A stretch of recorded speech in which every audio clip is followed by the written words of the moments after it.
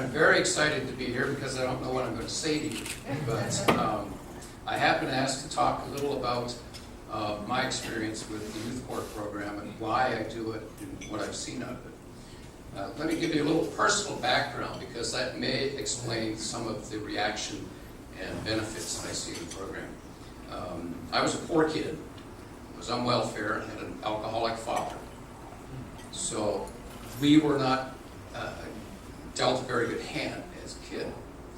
But we all had potential, we all had skills. And in my case, the Vietnam War provided an opportunity. The government invited me to join them.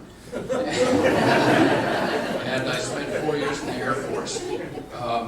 And went to school because of the maturity that I had learned in the Air Force and because of the GI Bill that made it possible.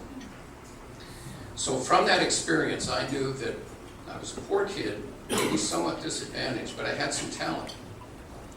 And I was able to develop that talent. I've now been a litigation attorney for 35 years, a mediator for 20 years, and have been a coach of the Terralinda High School mock trial team for 12 years now.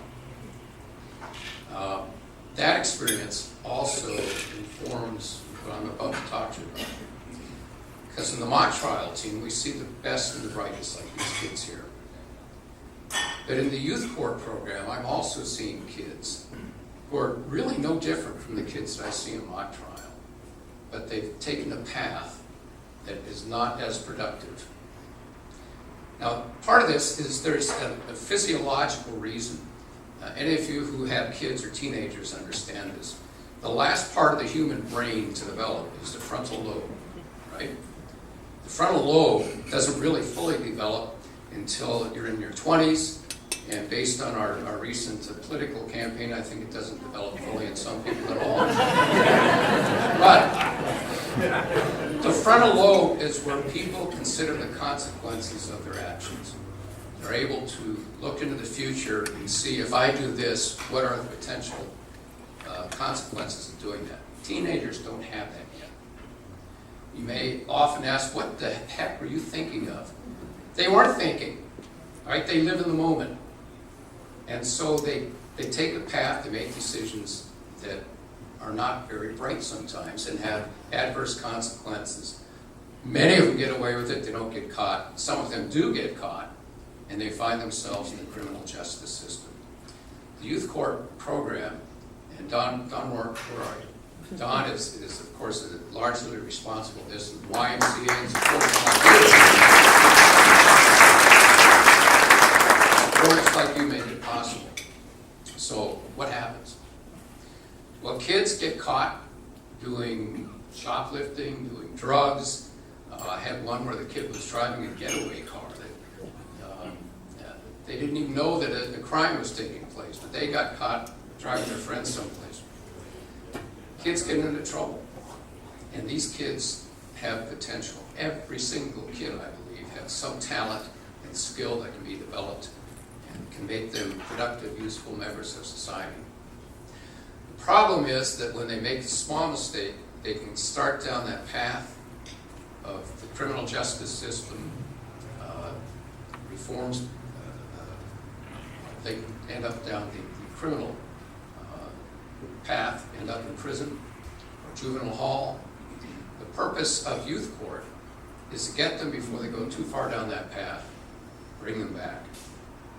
Now, what I've seen is remarkable. The kids are up there, they're scared, they've already admitted that they made a mistake. And they are being asked questions by their fellow jurors, each of whom had previously been in that chair, because they had also gone down the wrong path. These kids are so sharp. They don't take any, can I say BS here? They don't take any BS from the kid, and they will keep drilling until they find out what caused the kid to make that move. And you can see the lights go on. You can see the kid from this question and finally looking at what was it that was driving them to make this move. You can see the light go on and they understand what was driving them. And they go, oh my goodness, I had no idea, what a stupid thing to do. And what are the consequences of this? They're going down a path that's going to have them in juvenile hall and maybe eventually go into the criminal justice system. And we've lost the kid. We've lost the kid who has talent and potential. And we all lose. Not only that kid, but because we are now supporting that person. So what drives me is an opportunity to help kids. I can't think of a higher calling in life than to help a kid identify and develop their potential. That's why I do youth court. I salute Don, I salute the YMCA, and I salute all of you for making that possible. Thank you.